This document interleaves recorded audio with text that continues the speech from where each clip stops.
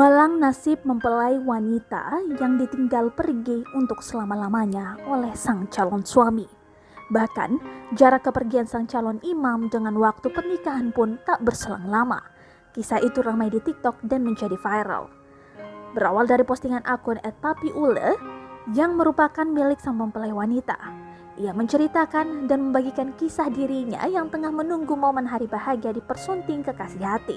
Sayangnya, hanya tinggal 16 jam menuju pelaminan, ia harus dihadapkan dengan kenyataan pahit. Sang calon suami pergi untuk selama-lamanya. Tangisan, kenangan hingga doa pun menyelimuti suasana hati gadis cantik tersebut.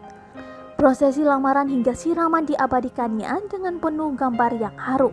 Sampai akhirnya ajal menjemput dan mahar jadi saksi bisu cinta suci dari keduanya.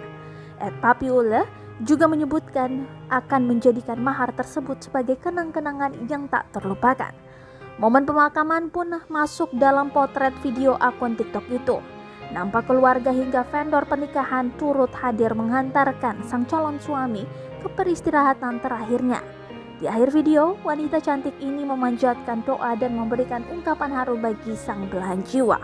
Diketahui, pria pujaan hatinya itu berprofesi sebagai dokter.